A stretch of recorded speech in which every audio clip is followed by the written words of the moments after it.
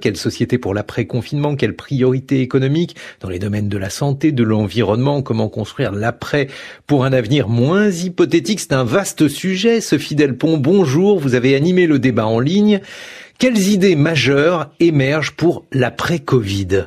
Bonjour Guillaume, bonjour à tous. La première à nous répondre, c'est Elisabeth, infirmière volontaire affectée au service pneumo-Covid en Seine-Saint-Denis depuis le 31 mars. Elle demande une hausse immédiate des salaires des soignants. Il y a eu je ne sais pas combien de soignants qui se sont proposés.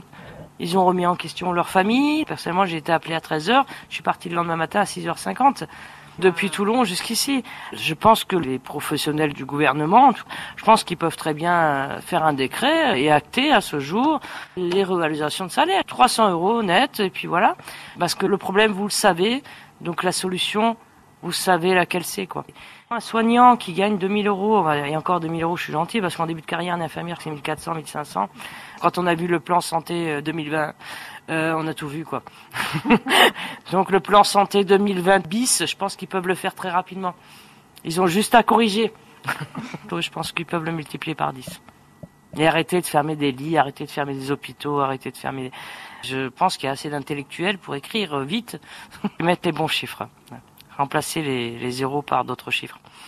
Son interview vidéo est à retrouver sur la page web de cette chronique #Imagine demain, ainsi que l'interview de Charlotte, elle aussi infirmière volontaire en région parisienne. Vous trouverez aussi l'expertise d'un cabinet de conseil spécialisé sur l'organisation du système de santé. Sur le plan des inégalités, cette crise doit rebattre les cartes, estime Cécile Duflot, présidente de l'ONG Oxfam. Je pense que la priorité, c'est de travailler sur le monde d'après. L'économie de demain doit être plus humaine, plus relocalisée, qu'il doit y avoir un meilleur partage des richesses et plus de financement consacré aux services publics au détriment des fortunes privées. Retrouvez aussi sur la page internet de France Culture l'interview du sociologue de l'ENS, Michel Auferlet, sur le rôle des patrons dans l'après-crise. L'économiste de l'École normale supérieure, Daniel Cohen, met en garde sur les conséquences d'une mutation du capitalisme en capitalisme tout numérique. Tout l'enjeu de ce capitalisme numérique, c'est de nous faire entrer dans la matrice où nos vies deviennent algorithmiques.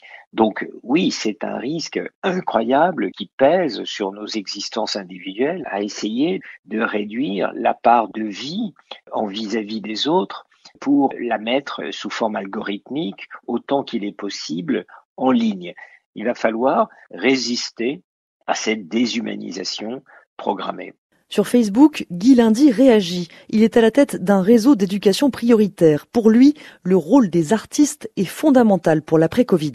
Je pense que l'artiste peut permettre de repenser ses priorités. Comment sortir de là? Pour moi, ce qui est essentiel, c'est l'accès à la culture. Yolande fait partie des 150 citoyens de la Convention citoyenne sur le climat. Pour elle, une priorité majeure s'impose.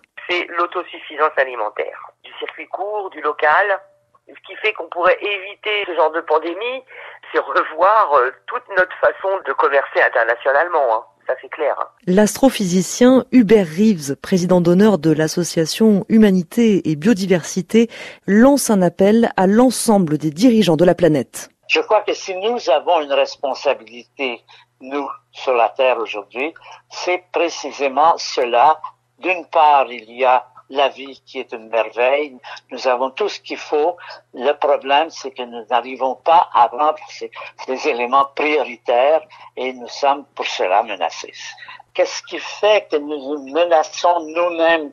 C'est toujours, je pense, cette question du profit.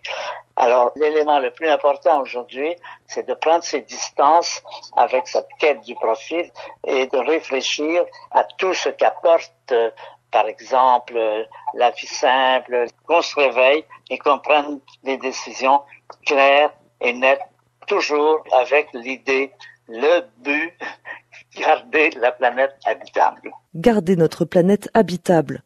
Sur Facebook, Virginie Bio déclare « Je pense alors aux oasis nature dont parle Hubert Reeves et je me dis que ça pourrait être un petit bout de rêve accessible en attendant. »